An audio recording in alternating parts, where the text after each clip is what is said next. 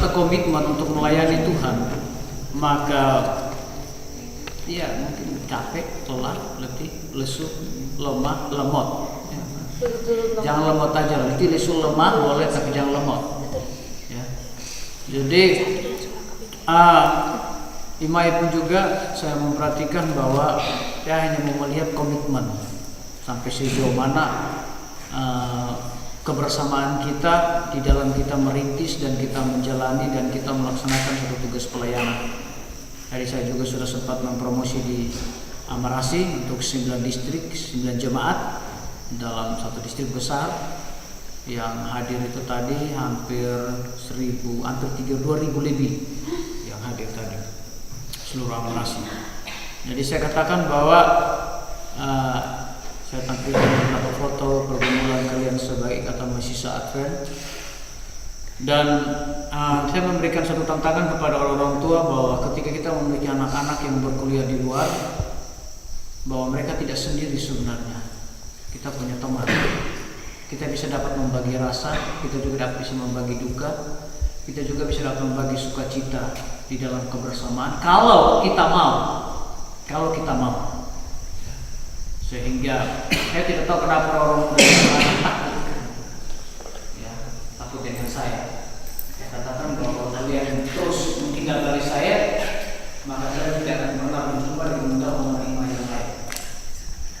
Nah, pada malam hari ini saya juga memberikan tantangan kepada kalian para mahasiswa di Kampus Tenggara bahwa kita memang kesibukan kita mempersiapkan diri kita untuk meraih suatu cita-cita dan segala. Bahkan kita untuk generasi ini ada yang mengakhiri sebagai mahasiswa, ya, dia harus mengakhiri perjuangannya dan belum selesai. Saya teringat kalau teman-teman yang mau berangkat ke Manado, ke Unai, ke Sumatera atau kemana saja, ketika mereka datang kepada saya untuk memberikan satu nasihat, saya di akhir nasihat saya memberikan satu pesan kepada mereka, Vidi, ya, ini kan pernah ingat itu saya sampaikan kepada Intan dan yang baik pernah ingat itu. Setiap mahasiswa yang mau berangkat ke jauh saya bilang Vidi, aku datang, aku lihat, aku harus menang. Ya, kamu sudah pergi ke Unai, lihat kampus Unai. Kamu sudah lihat indahnya kampus Unai. Kamu sudah lihat cowok-cowok yang ganteng-ganteng, cewek-cewek yang cantik-cantik, bahkan ada yang paling buruk juga ada di sana. Mau di Manado pun juga yang paling putih, yang paling hitam sekali ada juga di Manado. Di Sumatera yang muka segi 4 sampai Pesa sampai Mancung juga ada di sana. Tetapi ketika kita tidak punya moto Vidi, maka masa depan itu akan berubah menjadi Madesu, masa depan suram. Ya. Jadi kita bercita-cita, tapi kalau kita tidak berjuang, maka kita akan gapai Madesu, masa depan suram. Di dalam renungan saya sampaikan dengan judul orang muda yang dipanggil Allah untuk menginjil. Orang muda yang dipanggil Allah untuk menginjil. Ada satu kutipan dari hamba Tuhan Ellen G. White di dalam Message to Young the People 1930, dia bilang begini, saya melihat bahwa banyak jiwa yang bisa bila diselamatkan jikalau orang-orang muda berada di tempat di mana mereka patut ada dengan menyerahkan tubuh dan jiwanya kepada Allah dan kebenaran. Banyak orang dapat kita selamatkan kalau kita orang-orang muda berada di tempat di mana mereka patut ada. Di Dogen patut kita ada. Orang-orang muda patut kita ada.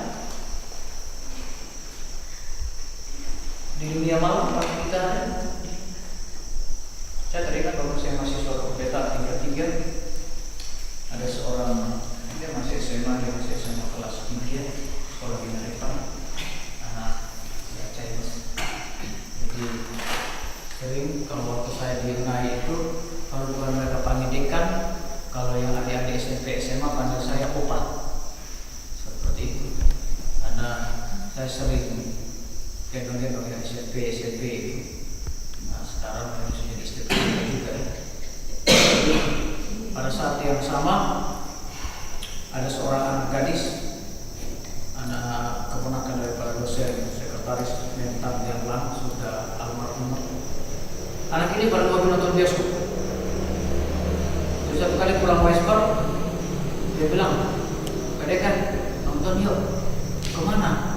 "Ke BIP, Bandung Indah Plaza." Dulu masih terkenal BIP saya. Di zaman saya itu masih BIP Bandung Indah Plaza. "Yuk, mari sahabat." Lalu akan sekali-sekali. Itulah muncul film Titanic pertama.